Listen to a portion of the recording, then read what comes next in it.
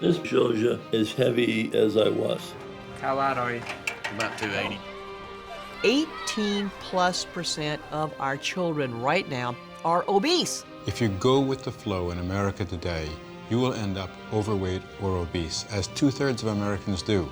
I don't want to be fat for the rest of my life. I've got diabetes, Sleep apnea. high blood pressure. I get dizzy when I get up. Everything's hurting now.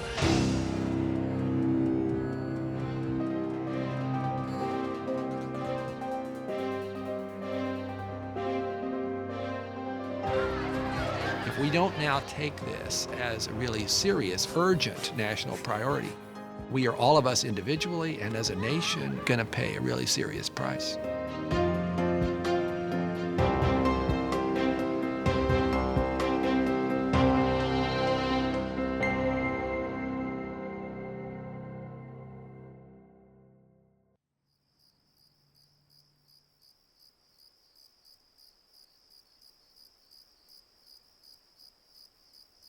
This barn's built in 1917. It was started in 1857 by my great-great-grandfather, Levi Grinnell. So I'm the 5th generation here on this farm. It's nice to be farming where my grandfathers did. We run a diversified CSA operation. We grow about 40 different types of vegetable crops. And it tastes good. Anybody want some basil?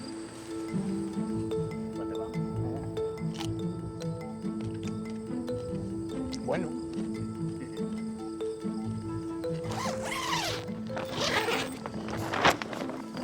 A little bit of wind.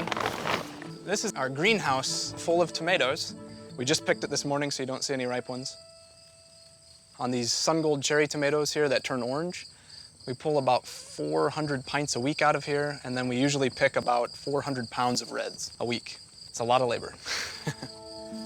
Unless you go a number of miles, there really aren't any other large vegetable operations. Supposed to rain tomorrow. I think we're going to have 150 to 200 people show up. The vast majority of my neighbors are cropping corn and soybeans. And it used to be that with diversified livestock operations, they'd at least have alfalfa or hay or oats in that rotation, and that's pretty much gone in this part of the country now.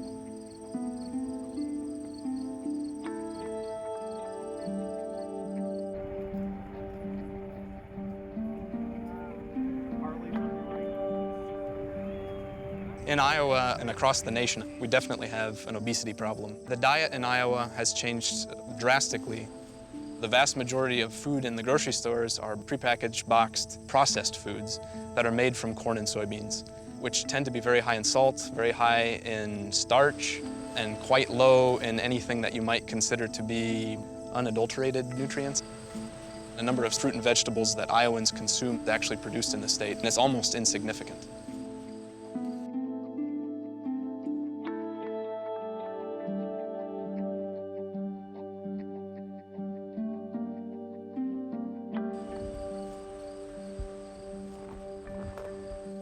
Why are they just raising corn on corn on corn?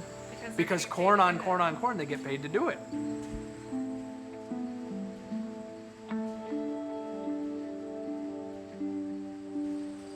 They're not just getting paid for their corn, they're getting the government check. They're getting government-backed crop insurance, so if it's a bad year, they're getting a payment for that. There's absolutely nothing for fruits and vegetable growers right now. One cause of obesity is it's an increase in our calorie consumption over the last 30, 35 years.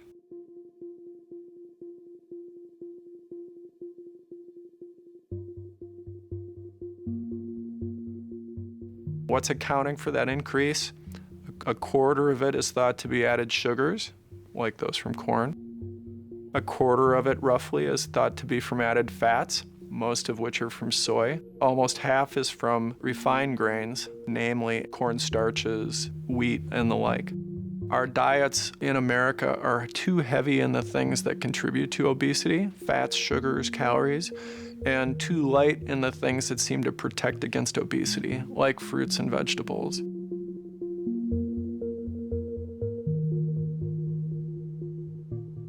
Part of the solution to this problem of obesity is to have people eat more fruits and vegetables with that very low calorie density and their other health benefits.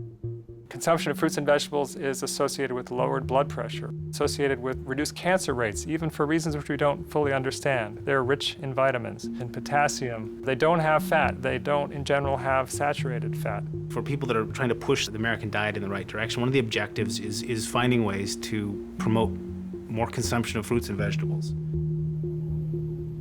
So that's where we want to be. And there's a couple of immediate and obvious challenges. One is that in terms of price, fruits and vegetables are typically more expensive, much more expensive than our starches and fats.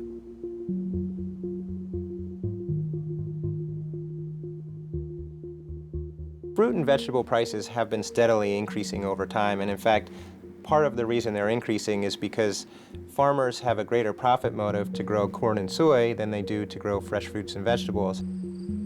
We have a farm policy that incentivizes farmers to produce just a few kinds of commodity crops: corn, soy, rice, wheat. Because of agriculture subsidies, the raw products like soybean and corn that go into so many processed food products are artificially supported by the government. That drives down the prices that we pay at the counter, and so we're getting a better deal on these things than we really should if we were paying the real cost.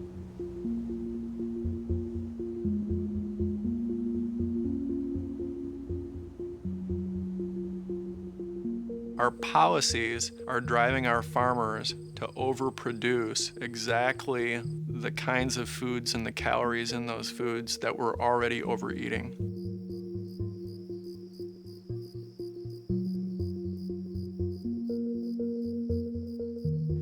Practical Farmers of Iowa is a grassroots-led organization that was started by a number of Iowa farmers about 26 years ago. We get to collaborate with a number of other farmers and gain from their on-farm research.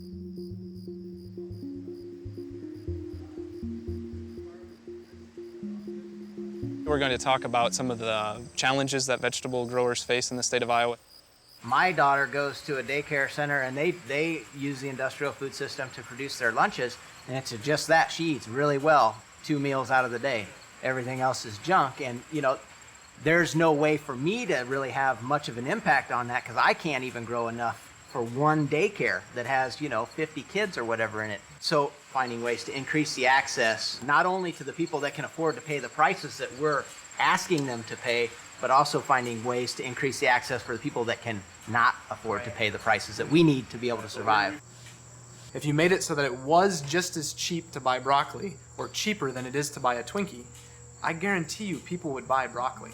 Ron can't grow 50 acres of broccoli because where's he going to take it? Yeah. There's no market And for what it right now. machinery is he going to use? Who's going to pick it? Who's going to pack it? Yeah. It's a different system. We have to have places to freeze broccoli. We have to have warehouses. We have to have cold storage space. That's why we would want to have some investments in infrastructure that really supports the whole fruit and vegetable industry. What's the difference between what you would call conventional produce, something you would buy at the supermarket, versus the produce that you are growing and marketing locally? Okay, the difference is taste and nutrition.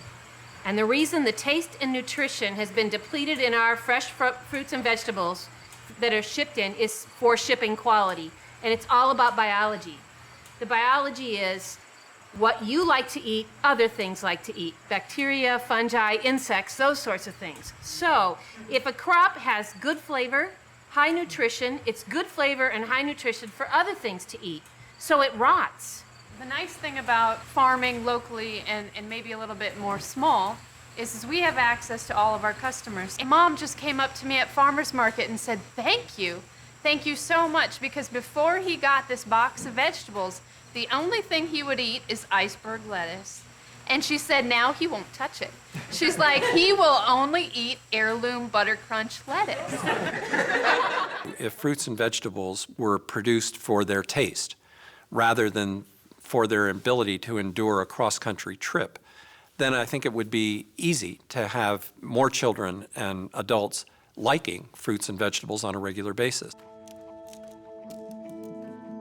The growing concern about diet-related illnesses such as obesity and heart disease is going to be one of the major factors that lead people to adopt a different way of farming a different way of taking care of the land, a different way of processing and distributing food that does embody the potential for a healthier society in the future.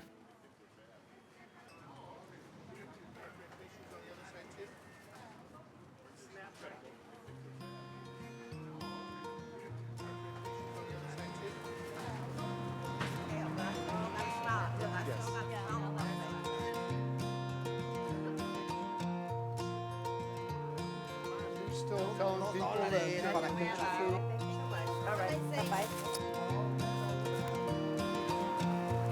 Can I get my usual loaf of 9-grain, please? Yeah. All right.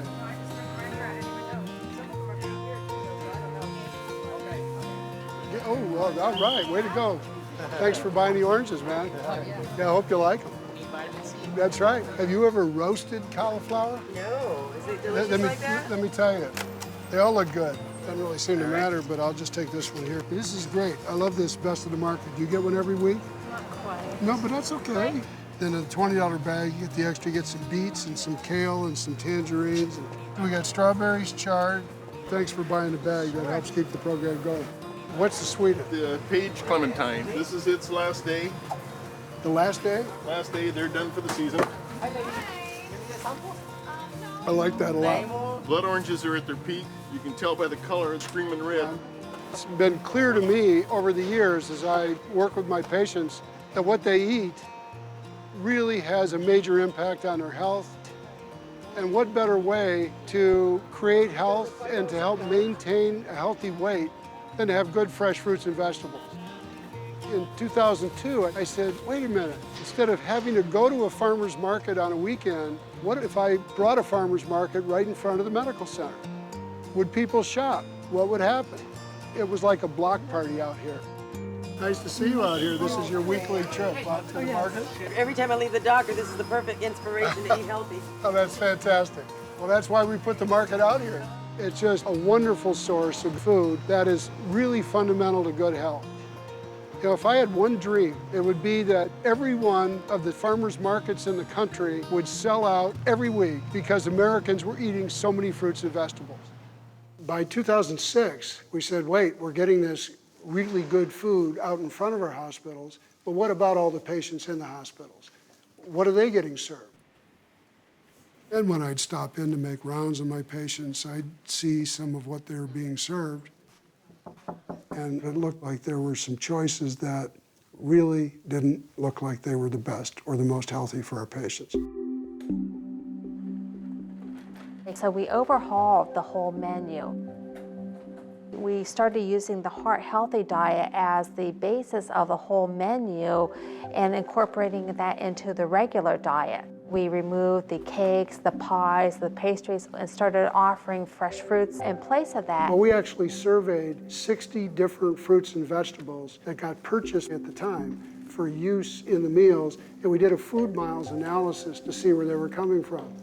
I learned that we ordered 250 tons of fruits and vegetables a year. I learned that 100 tons of them came from outside of California. Some of those shipped in 7,000 miles. We found literally that there were tons of red seedless grapes being shipped to us from 7,000 miles away. I couldn't figure out why we would ship them in 7,000 miles when I'm selling red seedless grapes outside the hospital. The Achilles heel is the distribution system. There was no connection between these small local farmers in this great big delivery system. They just didn't have an easy way to access the system.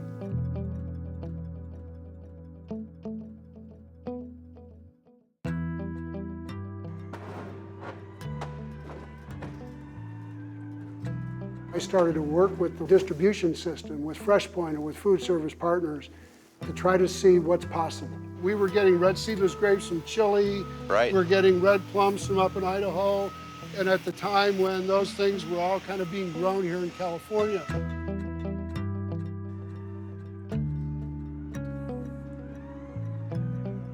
We're starting to see the small farmer emerge a little bit and flex their muscle and take advantage of the consumer's desire to want to buy local and to want to buy products from smaller farmers. How do they get their food into a big company like this? We can pool all the small farmers into these aggregators, and then we can pull product from them. Most of the larger distributors don't have the time or really the manpower to go out and seek out these smaller farmers. Exactly so our role as an aggregator is to work with a lot of local, small, family-owned, mid-sized farms and keep them on the farm and not have them on the road daily. Thumbs Up was a direct deliverer of local produce, and we found that to be most effective, we should work with the larger distributors. We see this type of relationship between our respective organizations continue to grow. We expect to do more product. We want more farmers putting, more of their capital at work in the soil. We want to buy more product from Thumbs Up, and we have the distribution mechanism and the connections to the end users on the food service side that, frankly, a lot of the small farmers and aggregates don't have. So it really becomes a symbiotic relationship. So this lot of blood oranges arrived this morning from a small farm outside of Porterville. They're from a two-family operation. The farmers pick it, harvest it, pack it, bring it in, we get it through the channels, and it gets to the patient's trays by tomorrow evening. Fantastic. We started to source more and more from our local farmers. Do I get this right that there's 7,000 meals a day coming out of here? 6,000 to 7,000 meals are coming out of this kitchen that services all of Northern California.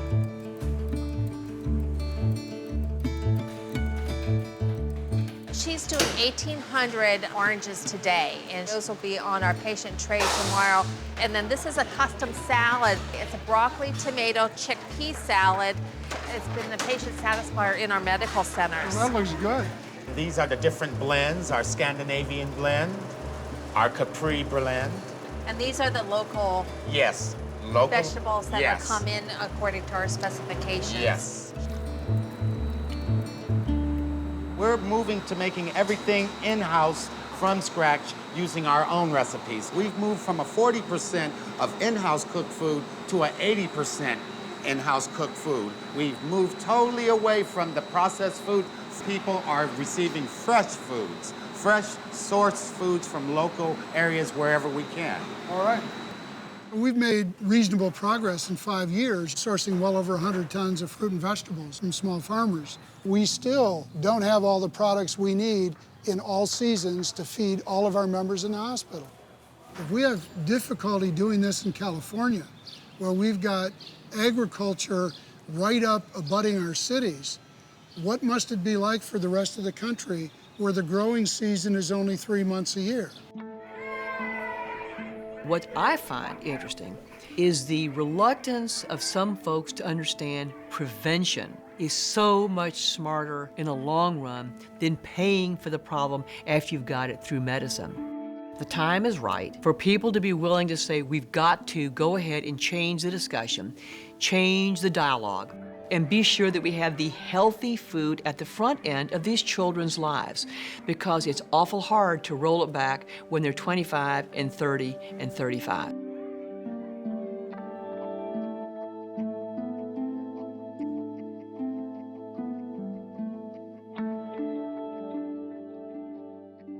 "67% of Texas adults are overweight or obese.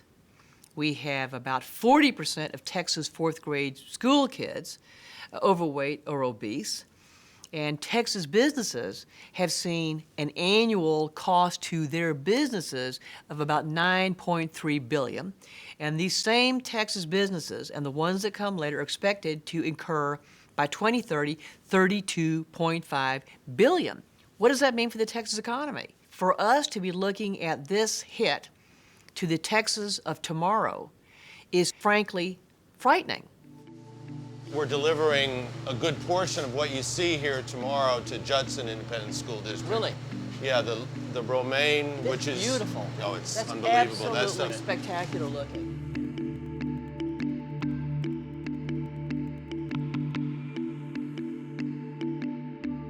That's really gorgeous. What would you do for a kid for lunch? Well, actually, we've done this in the past in fresh kale like this. We'll actually toss it with a little bit of oil and fresh garlic, and then we'll roast it in the oven, and we'll make kale chips out of it. Right, yeah. We took a look at a school district here in Austin where there is a terrifically dedicated guy, a chef, who works really hard on fresh fruits and vegetables, not just making them taste good, but opening up children to the notion that vegetables are fun and fruits are fun, and he gives them these and they like them.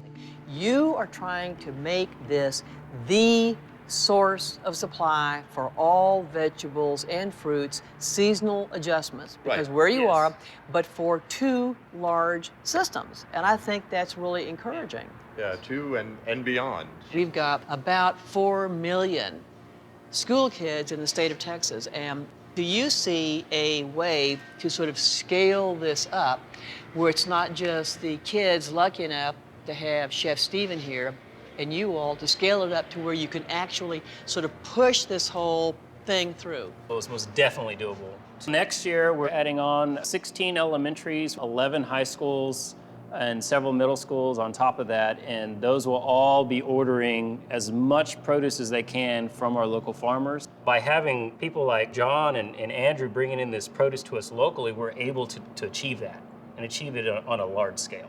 I think that's terrific. Eventually folks will realize this is big economic impact stuff here.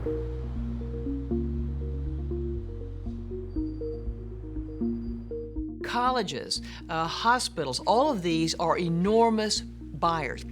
Anybody in the business of producing a food product is absolutely going to listen to their market. If the market demands change, they will produce it.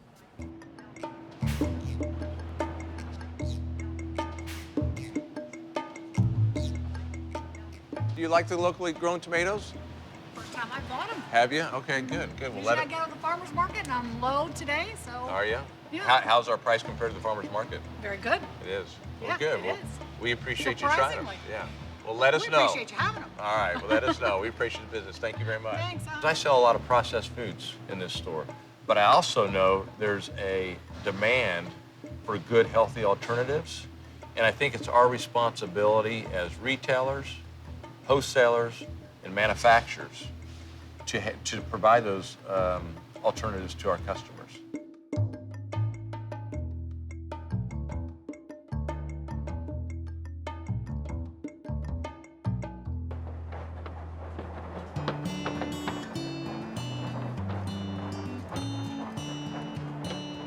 Good Natured Family Farms is an alliance of 150 family farms within a 200-mile radius of Kansas City.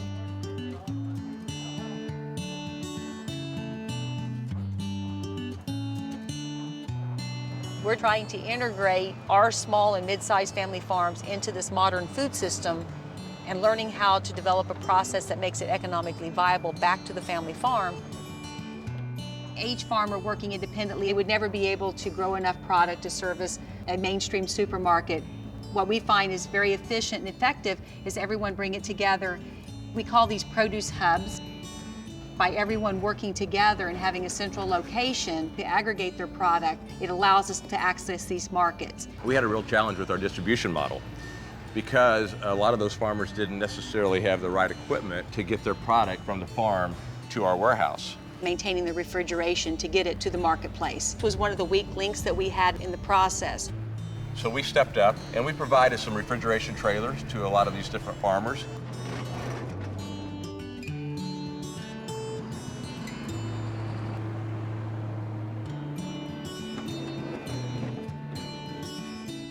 We're able to help the farmer get their goods from the farm to the distribution facility, to the end consumer, which is the plate. What Diane Encott and Good Natured Family Farms, Ball Foods, and number of others around the country that are striving to do is they're striving to make this good local food accessible to more people by moving it in to something similar to the mainstream food system.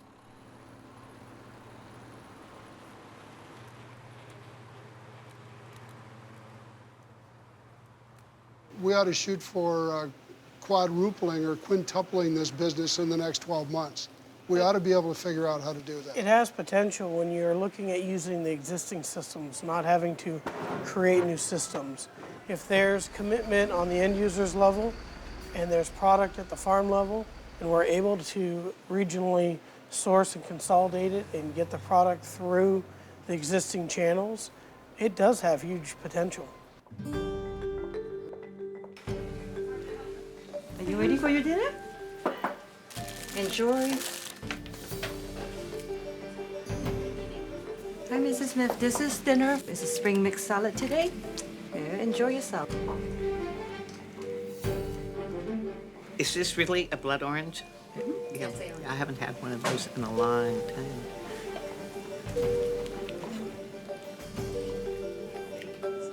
Very nice.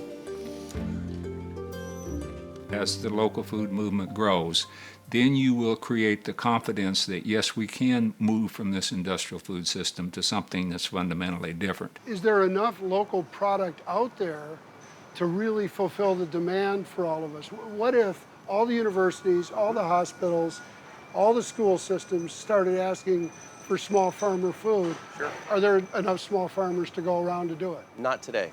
Not today. The answer would be no, not today. There aren't enough small farmers to adequately fulfill the pipeline.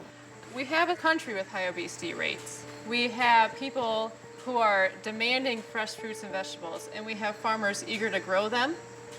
The problem, I think, is scaling up and having government programs support that. So why are these programs not changing?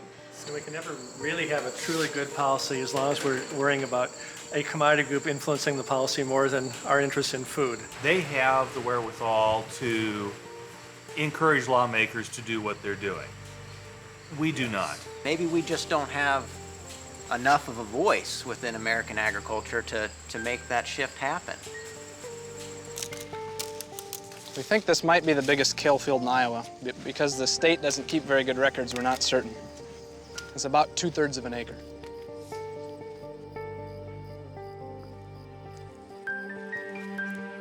I'd love to have 40 acres of this.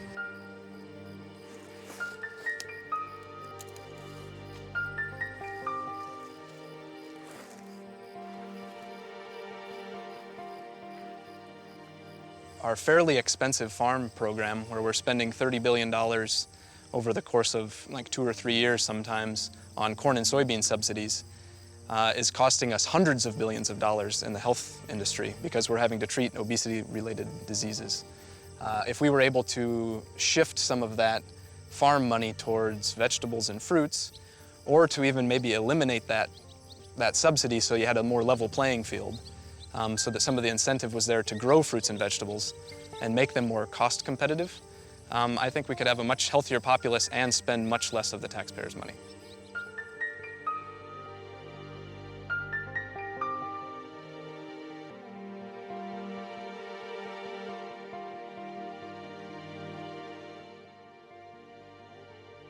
If we really want to make headway on the obesity epidemic, we have no choice but to take the food supply and farm policy and farmers into the equation. If we don't have farmers on board, I think it's going to be very difficult to change the food that is making our children overweight.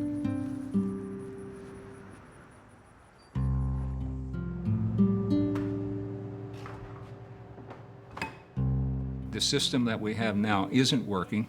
You have to have a vision of something that's fundamentally better for the future. How about that one there? Is that a burger? I think I'll... Regular green bells. I'm going to take one purple one, and then I'm going to get one of these long sweet peppers. So as we look to the future of the food system, people like Good Natured Family Farms and like the Practical Farmers of Iowa and like the people at the farmers market, they're helping to create this new vision of a better food system for the future.